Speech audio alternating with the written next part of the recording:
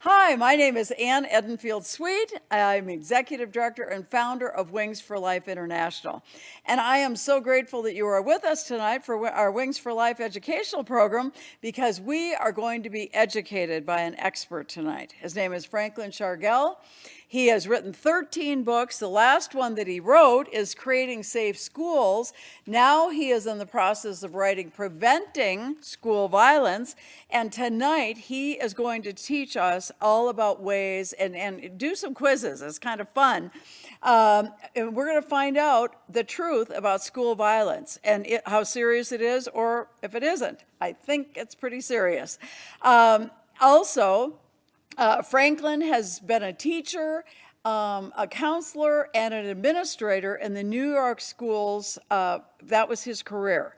Then he has started writing books, and now he is considered one of the top 30 educators across the world, not just the United States, the world.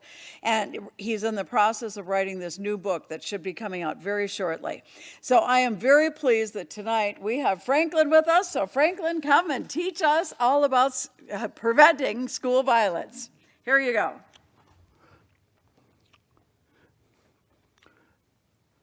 I thank you for tuning in, and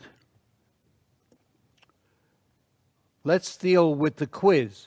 School shootings have only taken place in a small number of states. That's not true. School shootings have now taken place across the United States. They now have taken place in foreign countries. Russia has had school violence. China has had school violence. School violence has permeated throughout the world, and it's mass school shootings. The first school shootings on record took place in 1639 in the United States. Unheard of. But we're talking about mass shootings. The recent mass shootings have taken place in suburban areas. Most people have never heard of Columbine before Columbine took place. Most people have never heard of kindergarten children being killed in Connecticut, or the latest, the school shooting that took place in Parkland, Florida. What kind of weapons are being used in schools? It's not guns. The media has picked up on guns because of the major nature of a gun being used. If a knife is used, which is the major form of violence in schools, if knives are used, you can hurt 1, 2, 3 people. If you're using guns, especially with large magazines of cartridges or semi-automatic weapons. So knives are the primary weapon used in schools. And the newest knives, I was in Florida doing a session, and in Florida they showed me ceramic knives. So if you have a metal detector in school, and a student walks in with a ceramic knife, that will not be picked up by a metal detector. Box cutters are the second weapon of choice in schools. And male students told me in my schools that if you really want to get a weapon into school, you take a knife and you put it underneath your belt buckle, and the metal detector will pick up the belt buckle, but it will not pick up the knife. Young ladies told me that if you take a single-edged razor blade and put it underneath your tongue and walk through the metal detector, it will not be picked up. What are the drugs that are being used in school? Many people said that the drugs are drugs like marijuana or alcohol. Yes, it is a form of alcohol, but beer is the number one drug that is being used in school. It is inexpensive. Go into the refrigerators of their own home, will find the beer. The most violent school incident in American history took place in Virginia, at Virginia Tech, where 33 were killed. Sandy Hook has made major headlines, deservedly so, because the 28 children who got killed were all kindergarten or first grade students. The latest incident was in Parkland, Florida, in Stoneman Douglas High School, where 17 children were killed and 17 were wounded.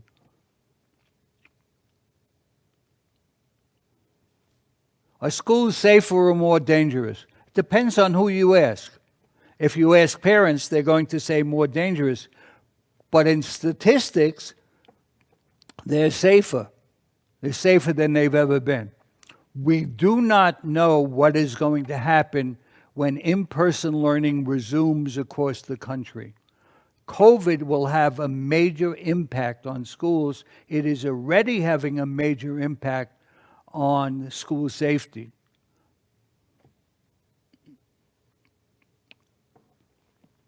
What's the number one cause of male youth death?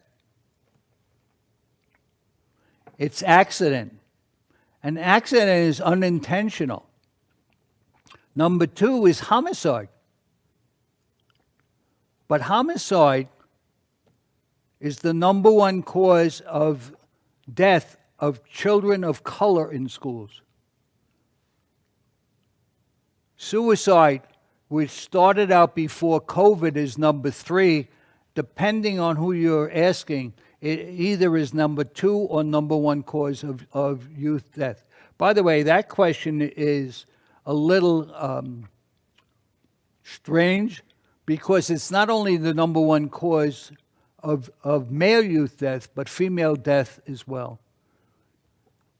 What's the number of children who don't come to school every day? 161,000, according to the FBI and the U.S. Secret Service and the National Threat Assessment Agency. That puts those children at risk of dropping out of school. If they drop out of school, there is no hope for them, because the economy that we live in is dependent on students not only finishing high school, but also finishing community college and college.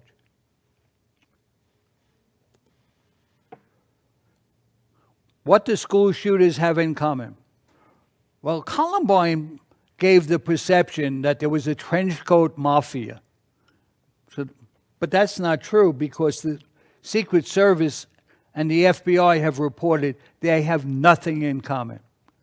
You cannot determine a profile of school shooters. There isn't any, other than the fact that most of them are male. There have been, with all of the incidents of school shootings, there have been 2 incidents where females dominated. Do more males die of suicide or females? Well, there are several types of suicide. More males die of suicide because they use guns or they use some offensive form of committing suicide.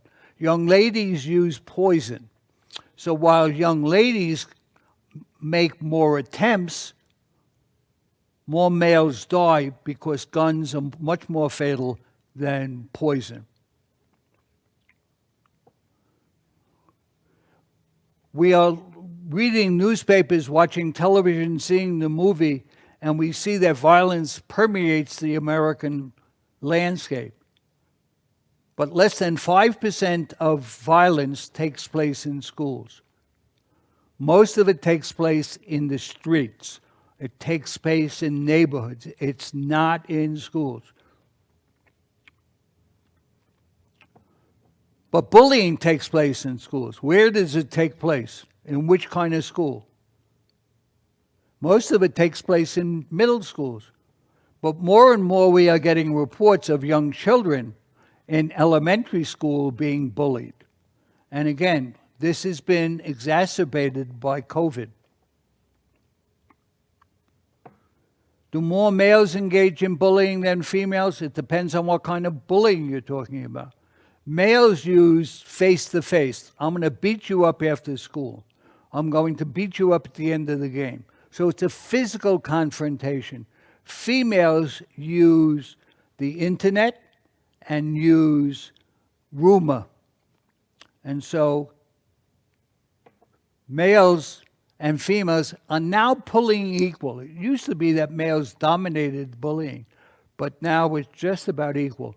Males still are in the lead, but by a much smaller percentage.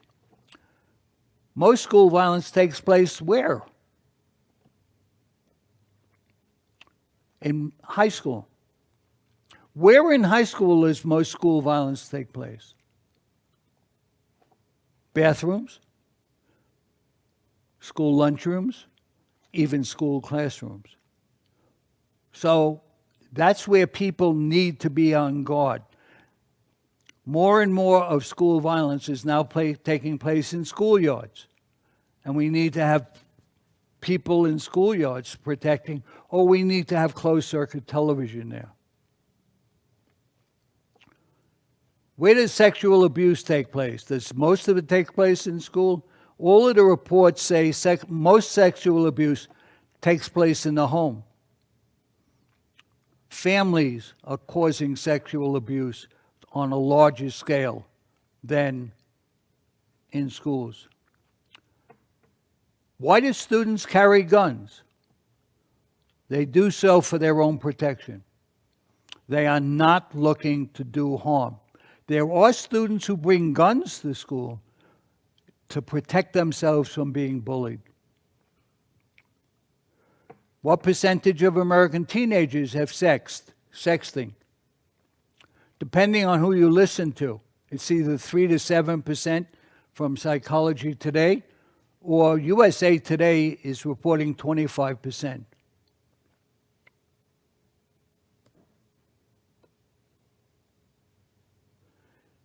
This, for me, is very frightening. Most people have more than one gun.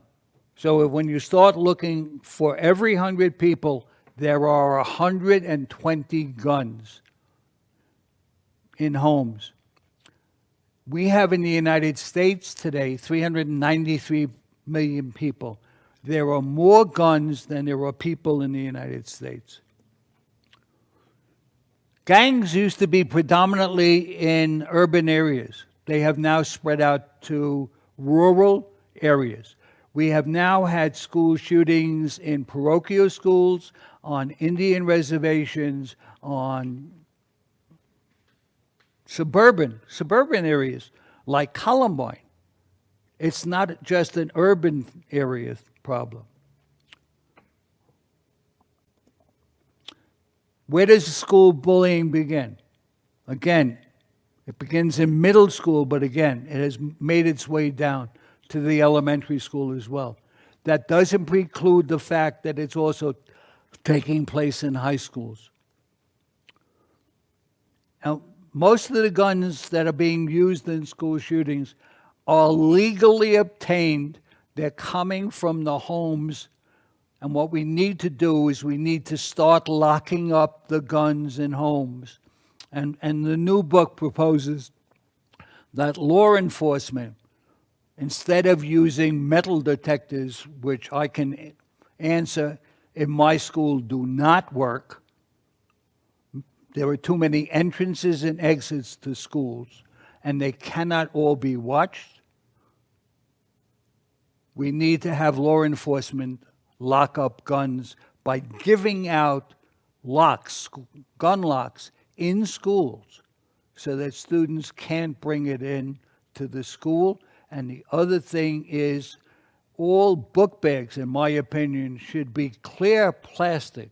So if someone attempts to bring a gun into a school, they will be very visible. I thank you for your attention. Ann? Okay. Well, have a seat over here. There are so many questions that I want to address with you, Franklin. And if you go to our website, you are going to find a placemat. We call it a placemat because if we were eating in person over dinner, we would be able to have this lesson plan. So you have that on our website that you can access. You could also access a copy of the quiz that he went through in English and in Spanish. But On this placemat, we have 12 things that you can do that you are suggesting to combat school violence. So I'd like you to address them. Number one, a no bullying policy. Talk about that. Schools have basically ignored bullying as a problem until a fight breaks out. So it's easy enough for schools to prevent school bullying by doing certain things. Number one, I am suggesting that we have student ambassadors in every classroom. Great idea. And a student ambassador will welcome a new student coming into the classroom and say, hello, my name is Ann. I am your student ambassador in this class. If you need help in anything, you need help getting to a classroom, you need help with a teacher, you need help. The other thing is, if schools put up signs in lunchrooms, and this came from a 16-year-old from California, and the sign in the lunchroom says, sit with me. Oh, great idea. So they So don't have to sit alone. They don't have to sit feel alone. bullied. It breaks up cliques. It makes a student who is new into the class, new into the lunchroom, new into the school, feel that they're welcome in the school and they're not just an isolated person. Oh, great idea. Okay, your number two thing, accept a zero tolerance for threats, violence, and inappropriate implementation. And then provide implementation steps. You can't even read this here. So talk about that zero tolerance. I do not believe in zero tolerance, except for bullying. Bullying needs to be a zero tolerance. But most zero tolerance, for example, the law in the United States is if a student brings a gun into school, that's zero tolerance. They are immediately not suspended, but expelled. So we have had incidents in the United States where a student in kindergarten went like this, that was considered a gun, that student was expelled from preschool. We need to really be sensible on what zero tolerance means. If a student brings aspirin or brings some form of medication, many schools have a zero tolerance policy. If you bring any drug into school, medicine being considered a drug, you can be expelled. You can be discharged. I mean, it makes no sense. Bullying, however, is a very serious thing because it tends to escalate. So we need to have a zero tolerance policy in bullying. Okay. Develop and deploy a school security plan. Talk about that. We, In 30 seconds or less. we need to develop plans. We don't develop plans in schools until after something happens. But we need to have them in place before, and they need to be disseminated among faculty so faculty knows what to do. So every school, starting in preschool, needs to have a school safety plan. If something takes place, staff knows where to go. If something takes place where a student threatens another student without weapons, then a school counselor, a school nurse. Don't get me onto school nurses. We do not have enough school nurses, psychologists, psychiatrists in schools. But we need to have a plan in place so that if a student has a mental breakdown, what do we do with that student? So create a plan that is in writing that everybody understands. And everybody before- looks at once a month, and reviews. Okay, number 4, implement a conflict resolution curriculum. Yes. We did this in the schools in New York City. What happens if a student confronts another student? What do? Do you expel that student? Do you suspend that student? Suspending a student may take that student out of a direct situation, but suspending a student means that student's going to have a loss of learning. Right. What do you do with them? So we need a conflict resolution plan as well, in case there's a fight, in case there's a threat, in case we need plans, and we don't do that. Having worked in schools now for 1/3 of a century, a lot of these things are off of the cuff. Okay. Teach anger management techniques. Right. That needs to be, as much as Spanish and social studies and English are part of a curriculum, anger management needs to be part of a curriculum. What do we, because for many children, unfortunately, it's not being taught by the family. Yeah, I really like that one. And I like this one too, number 6. Actively engage all the stakeholders, including students, teachers, staff, parents, law enforcement, business community, chamber of commerce, nonprofits, and congregations. Because I know here, even in Albuquerque, we have some congregations that are going in, not to proselytize, but to be tutors, to be helpers within the classroom. Right. And that's one of the things that we did at Westinghouse High School, my high school. We went to a university and we said to the university, why don't you send your students into our high school to help the students and to help the teachers who are teaching them? Sure. And guess what? That connected our school to Pace University. They were 50 feet away from the school, but had never come in. Yeah, so, well, and here in Albuquerque, of course, we get a lot of our university students that come in and help, of course, even with Wings. We have a lot of Right. interns and things. So that would be a great idea. Form a threat assessment team. If a student gets angry, they may threaten another student. Now, some of the students who threaten use threats as a weapon. Other students simply get angry because they get accidentally pushed or they get physically pushed. So we need an assessment team to say, well, Junior there has been fighting with everyone he comes in contact. What are we going to do with Junior? Are we going to go a step higher? Are we going into police? Are we going to what? And the other thing, of course, is schools need to use the resources like Wings in schools. We need to put law enforcement people into school to train school staff in how to deal with all of these With the incidents, big, right? more severe issues. It sounds like we're talking about people are the answers here. Yes, to a lot absolutely. of this. Establish fair, equitable rules and consequences and enforce them.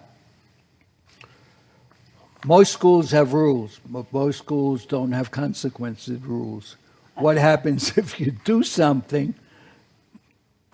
If you do this, then this is the consequence. Okay. If you do that, that's the consequence. It makes sense, but follow through then. Number 10, make the school family friendly, inviting parents and families to get involved. Just as I talked about having student ambassadors, we should have parent ambassadors in the school. In addition to which, we should make the parents feel that they are welcome in school. And we can do that several ways. We used to hold family meetings, and I went to McDonald's. And McDonald's will supply every school in the United States with orange drinks and cookies for every meeting. That's how we went from 12 parents in our school to 211. Free food always goes. Free food, right. If you feed them, they will come. Schools also have the ability to distribute unsold tickets to football games, baseball games, and school plays.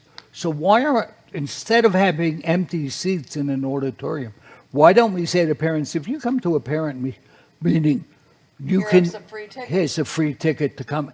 Great idea. And so the child will see their parent in the audience That helps. and be thrilled, and the parents might not have the money to be able to do it. Absolutely. Are there and they're supporting the kids, and now you've got more parent involvement and pride in the school. What? Well, I'll tell you what, these are all fantastic ideas. Now, you know I always close with a story, so I'm going to close with a story. And I'm going to invite you to go to Franklin's website because he has these tips and many, many more on his website. He has so many resources out there, and I would really hope that everyone that is concerned about this topic would, first of all, start looking at his other books that he's written, and then be looking for his newest book that will be coming out shortly, Preventing School Violence. We must do this. We must make a difference, not only in the United States, but around the world. We should have no child going to school and getting harmed and hurt, and heaven forbid, killed, or any staff either. This is an interesting story, and I hope you like this one, Franklin. It's called The Blueberry Story. Teacher gives a businessman a lesson. It's by Jamie Robert Vollmer. If I ran my business the way you people operate your schools, I wouldn't be in business very long. I stood before an audience filled with outraged teachers who were becoming angrier by the minute. My speech had entirely consumed their precious 90 minutes of in-service. Their initial icy glares had turned to restless agitation, and you could cut the hostility with a knife. I represented a group of business people that were dedicated to improving public schools. Now, I was an executive of an ice cream company that had become the most famous in the middle 1980s when People magazine chose our Blueberry as the best ice cream in America. I was convinced of two things. First, public schools needed to be changed. They were archaic mechanisms designed for the industrial age and out of step with the needs of our emerging knowledgeable society. And secondly, educators were a major part of the problem. They resisted change, protected by tenure, and shielded by a bureaucratic monopoly. They needed to look to business, I felt. We knew how to produce this quality, zero-defect product. Total quality management. Continuous improvement. In retrospect, the speech was perfectly balanced. Equal parts ignorance and arrogance on my part. As soon as I finished, a woman's hand shot up. She appeared polite, pleasant. She was, in fact, razor-edged, veteran high school English teacher who had been waiting to unload upon me. She began quietly. "We are told, sir, that you manage a company that makes good ice cream." "Yes, the best in America, ma'am." "How nice," she said. "Is it rich and smooth?" 16% butterfat, I crowed. "Premium ingredients?" "Of course, nothing but AAA." Now I was on a roll, and I never saw the next line coming. "But Mr. Vollmer," she said, leaning forward, "when you are standing on a receiving dock and you receive inferior shipments of blueberries, what do you do?" In the silence of that room, I could hear the trap just snapped on me. I was dead meat. But I wasn't going to lie. "Well, I send them back." "That's right," she barked. "And we can never send back our blueberries. We have to take them big and small and rich and poor, gifted, exceptional, abused, frightened, confident, homeless, rude, and brilliant. We take them with ADD, junior rheumatoid arthritis, and English as their second language. We take them all, every one. And that, Mr. Vollmer, is why it's not a business, it's a school." In an explosion, all 290 teachers, principals, bus drivers, aides, custodians, and secretaries jumped to their feet and yelled, "Yay, blueberries! Yay, blueberries!" And so began my long transformation. Since then, I have visited hundreds of schools. I have learned that a school is not a business. Schools are unable to control the quality of their raw material. They are dependent upon politics that are liable for their liable revenue stream, and they are constantly mauled by howling hordes of competing customer groups that would send their best CEO screaming into the night. None of this negates the need for change. We must change what, when, and how we teach our children. But educators cannot do this alone. These changes can occur only with the understanding, trust, permission, and active support of the surrounding community.